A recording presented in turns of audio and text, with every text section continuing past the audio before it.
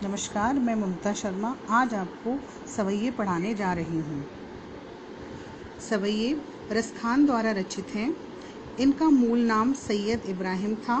मुसलमान होने पर भी उनकी कृष्ण में गहरी आस्था थी। रसखान रचित सवैयों में कृष्ण और उनकी लीला भूमि वृंदावन की प्रत्येक वस्तु के प्रति लगाव प्रकट हुआ है। उनका कृष्ण के प्रति प्रेम पवित्र, निश्चल और निस्वार्थ है। यहाँ पर कवि कृष्ण से संबंधित प्रत्येक वस्तु, चाहे वह जड़ हो या चेतन, सब पर मुग्ध है। आइए अब सवैयों पर चलते हैं। सवैये। मानस हो तो वही रस खान, बसो ब्रज गोकुल गाँव की ग्वारन। जो पशु हो तो कहा बस मेरो, चरो नित नंद की धेनु मझारन। पाहन हो तो वही गिर को जो कियो, हरिछत्र पुरंदर धारन। जो खग हो तो बसेरो करो मिली, कालिंदी कूल कदम्ब की डारन। अब यहाँ पर जो कवि रसखान है, अपने हर जन्म में ब्रजभूमि में ही जन्म लेना चाहते हैं, भले ही उनका जन्म किसी भी रूप में क्यों ना हो। वे बार बार ब्रजभूमि में इसलिए जन्म लेना चाहते हैं क्योंकि वे कृष्ण के अनन्य भक्त हैं। कृष्ण ने ब्रजभूमि में तरह तरह की लीलाएं की थी, जिनकी यादें अब भी वहाँ हैं। कवि इन यादों से ही जुड़ना चाहते हैं तथा श्री कृष्ण का सानिध्य प्राप्त करना चाहते हैं। मानस हो तो वही रस खान, बसो ब्रज गोकुल गाँव के ग्वारन। मानुस मतलब मनुष्य।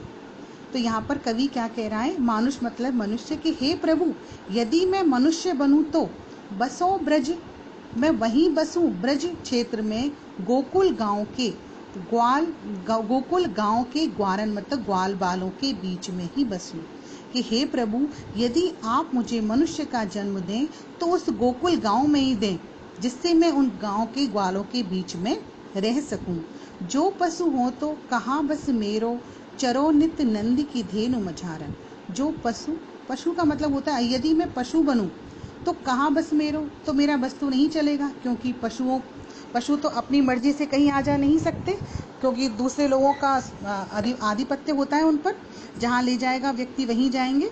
तो कवि क्या कहना चाहता है? जो पशु हो तो हे प्रभु, यदि आप मुझे पशु बनाए तो बस मेरो, चरो नित्य नंद की धेनु मझारन।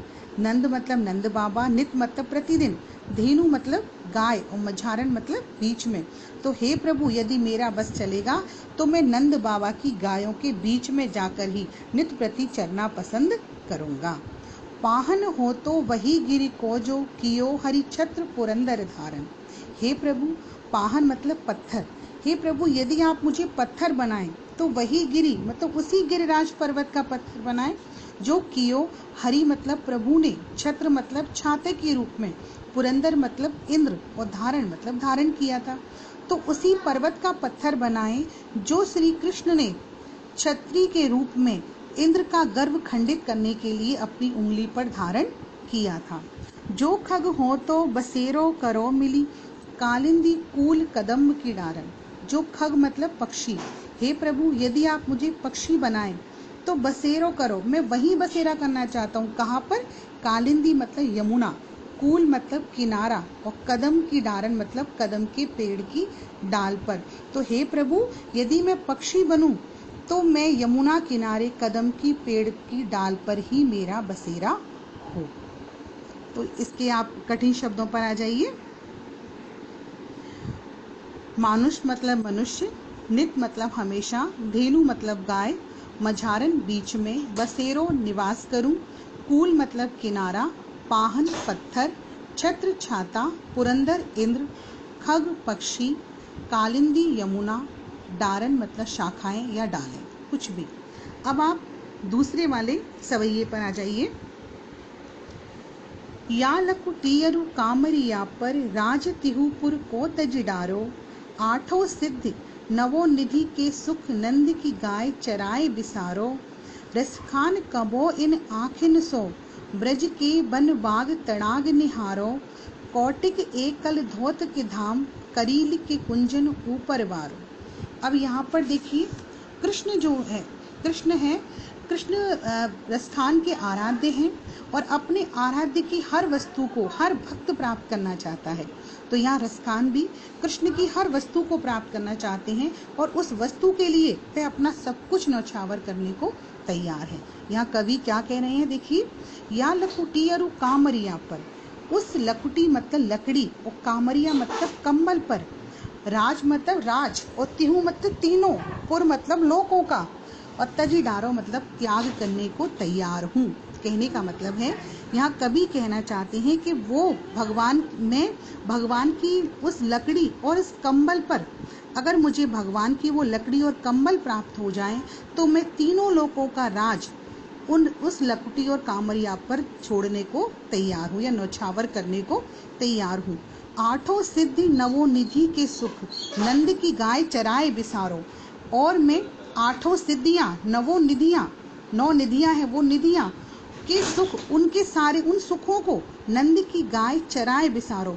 यदि मुझे नंद बाबा की गायों को चराने के लिए मिल जाए तो मैं 8 सिद्धियों को और 9 निधियों को सुख को भी बिसार दूंगा, मतलब भूल जाऊंगा। रसखान कबो इन आँखन सो, रसखान कहते हैं, हे प्रभु, मैं कब अपने इन नेत्रों से ब्रज के वन बाग तड़ाग निहारो, ब्रज के उन बागों को, उन वनों को और उन तड़ाग मतलब तालाबों को निहारो मतलब निहारूंगा। हे प्रभु बताइए वो दिन कब आएगा जब मैं उन ब्रज के उन बागों तालाबों को निहारूंगा जिनमें रहकर आपने रास लीलाएं की थी। कौटिल एकल धोत के धाम, करील के कुंजन ऊपर वारो। ये कहते हैं, हमारे रसखान कह रहे हैं, कौटिक एक कल धोत के धाम, कौटिक मतलब करोड़ों, कलधोत मतलब सोने के, धाम मतलब महल, मैं करोड़ों सोने के महल न्यौछावर करने को तैयार हूँ। किस पर? करील के कुंजन ऊपर वारो। ये ब्रज क्षेत्र में जो करील के पेड़ लगे हुए, करील के जो कुंज हैं, जहाँ जिनमें रहकर प्रभु रास लीलाएं करते थे, जहाँ क्रीड़ाएं करते थे, उन करील के कुंजों के ऊपर मैं करोड़ों सोने के महल न्यौछावर करने को तैयार हूँ। इसके आप शब्दार्थ देख लीजिए।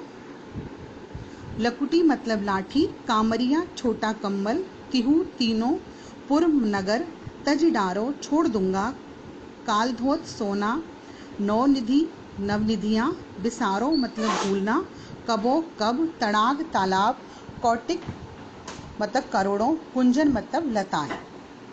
अब इसका काव्य सौंदर्य देख लीजिए आप। काव्यांश में ब्रज भाषा की मधुरता निहित है। काव्यांश की रचना सवैया छंद में है।